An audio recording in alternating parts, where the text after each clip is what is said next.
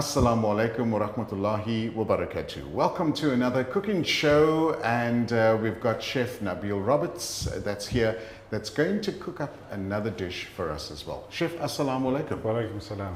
Shukr so much once again for affording us your time. You've got another dish for us today. Tell us about today's dish. Today we've got a Moroccan Lamb Tagine. Okay, stunning. Very, very simple, though lots of people don't attempt it. Of course, But I'll right. show you just how simple it is. Okay, run through the ingredients with us, Chef. So we've got 1 onion, 1 potato, 1 yellow pepper, 2 celery sticks, 2 cloves of garlic, some lamb, and our spices, which I'll explain as they go along, and obviously the tagine, which comes with a story as well. Okay, so Chef, we use a typical tagine for this dish, Yes. but I see there's a bit of a crack in this one. Yes, this tagine was gifted to me, and I thought I knew all about cooking. Right. Apparently I didn't. So I went ahead, used the tagine, and very first time I used it, got a massive crack from the top all the way to the bottom. Okay, so the typical upkeep of the tagine, what do you need to do before you start using Most it? importantly, have it lie in a water bath Okay, for at least 20 to 30 minutes before using it. got you. And that will avoid the cracks. That will avoid cracks, hopefully. It's not a foolproof way, but Right. for now it's worked. Okay, but now you've got a crack in this I've one. got a crack in this one. And I'll I show believe you what you've it got a looks very like. easy mend for this. Yes. So, doesn't look too pretty, but I'll explain that in a minute. After the tagine was cracked, I searched high and low, couldn't find anybody who does repairs on clay tagines. And then just by chance, while traveling through Dubai, I met a Moroccan guy at a restaurant. And he gave me this very simple fix. Okay, All you do is, one date, use the pulp of the date and just rub it into the crack. And that seals the crack for the time period that you'll be cooking. Because once this goes onto the heat, the sugars in the pulp crystallize and they somewhat seal the crack. But this needs to be done each time you use your tagine, because after it gets washed, the sugars will dissolve. of course. So there we go. My tagine is fixed for another day. Brilliant. Right, so take us through this wonderful recipe that you're preparing for us. Right. Very, very simple one. Always a bit of oil into the bottom of the tagine. And now all we do here is we're just going to layer all of our ingredients and let it do its thing on the stove. So we take 1 onion into fairly thick slices. Just like that, and very simply just in the bottom. On top of the onion, just sprinkle our roughly chopped yellow pepper and 2 celery stalks. Just a rough chop as well. This will all cook away.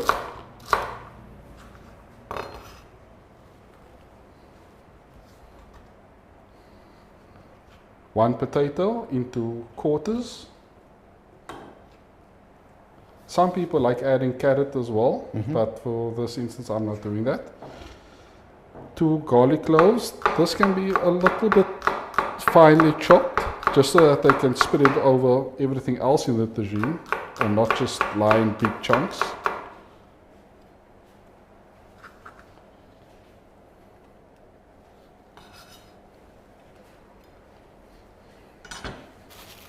Our lamb,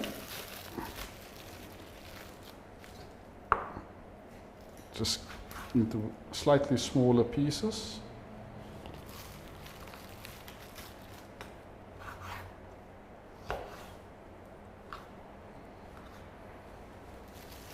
Try and space them out somewhat evenly.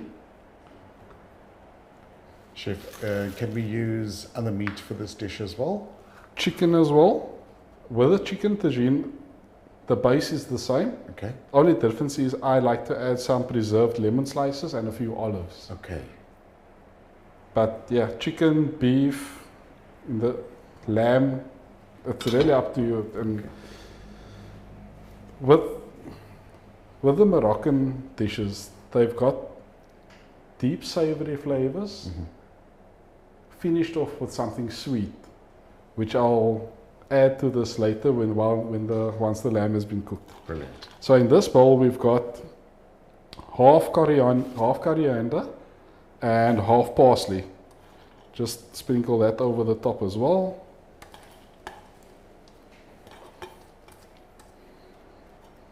And you find that a lot of the dishes looks very Mediterranean feel to it. Yes, it is.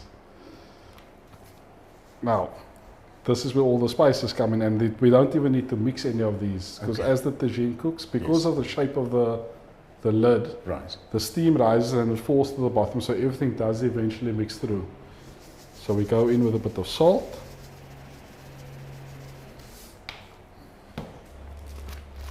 Some black pepper.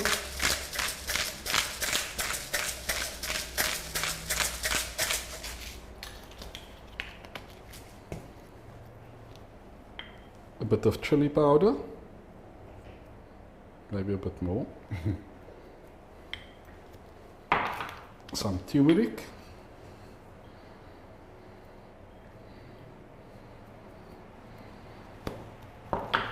Some cumin.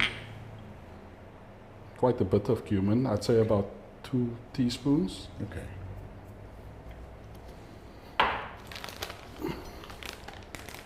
About a 1/4 teaspoon of ground ginger. And about 1/2 teaspoon of fine cinnamon.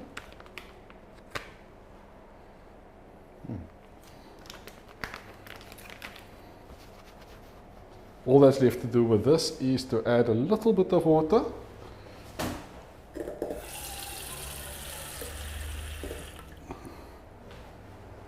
I'd say about a 1/4 cup of water. And that allows for the steam as well. And that allows for the steam. And then onto the heat we go. So with the tagine, it's not a fast cooking dish. Okay. You want it to go low and slow for as long as possible. Okay. 1 hour, 2 hours, even up to 2.5 hours, just so that flavors can develop. Okay.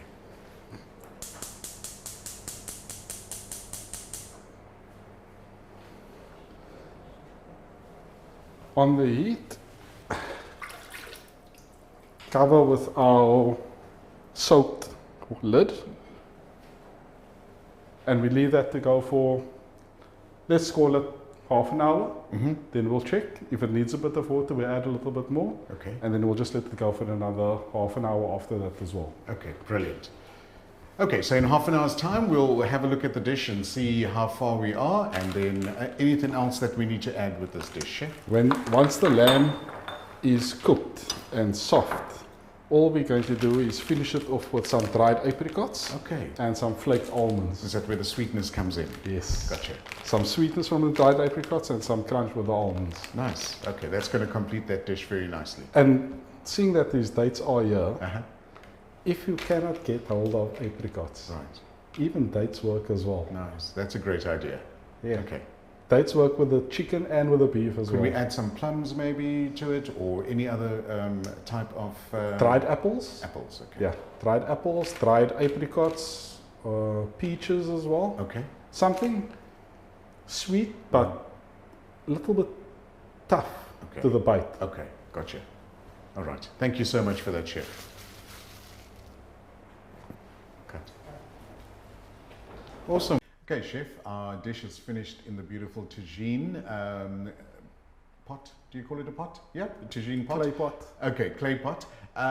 What's next? What's the next step? Okay, so we've been going for a good hour now. This should be all soft and juicy. What we do now is we've got our apricots and our almonds to add. Okay. Those don't need to cook. So all we do is add some of these dried apricots. Just a handful. Okay, and that gives it a little bit of sweetness to it. Yes. and then some flaked almonds. It's got some lovely color to the dish as well. Handful of flaked almonds. And like I said, this doesn't need to cook, so all we do is cover it with a lid and just let the steam get to it for about 2 or 3 minutes before we eat. Brilliant. Right, so our dish is now ready, Chef. Let's have a look at what it looks like. We've had them apricots and almonds steaming for a couple of minutes. Okay. Now we're ready to dish. That looks delicious as well. And this took about an hour to prepare? The tagine does take a bit longer than a traditional dish, but like I said, the longer the better. It is a slow cooking dish. Right. Best enjoyed with bulgur wheat. Oh, okay.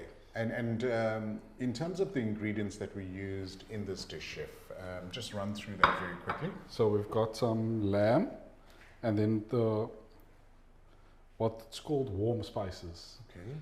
Ginger, cinnamon, smoked paprika, chili powder, and then also some chopped coriander, chopped parsley, and onions. Okay, and I was surprised that Chef added this in the beginning, the parsley and coriander. Normally it's after it's garnishing or yes, just to finish the dish. With a Moroccan dish, because it's a slow cooking dish, you want all of those flavors to develop over time. I see. Something like this, even put away for the next 2 days and then eaten, okay, is even better. And all of that comes through.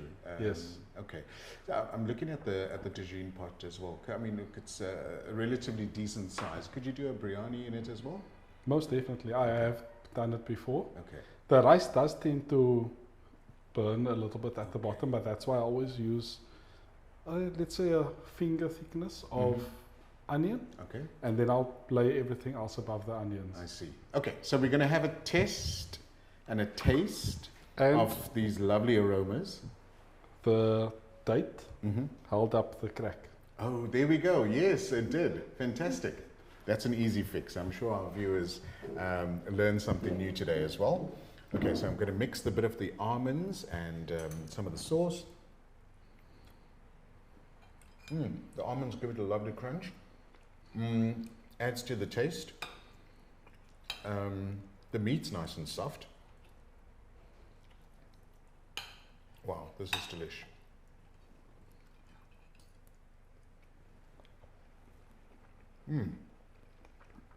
The potatoes are lovely and soft as well. And a little bit of the apricots to give it that sweetness.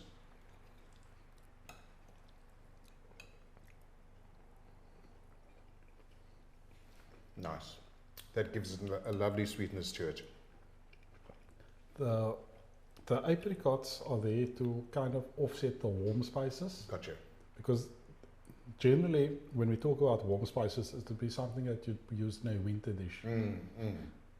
But because it's a Moroccan dish, this is something they eat year round. Winter, summer, and this is the base of all of their dishes.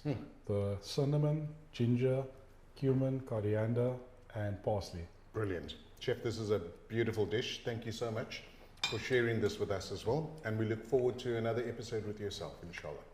Inshallah. Have a great evening. Assalamu alaikum. Alaikum salam. And that's how we end another cooking segment with Chef Nabil Roberts. And he's given us a lovely dish that we all could prepare as well, inshallah. Until next time, have a great evening. Assalamu alaikum.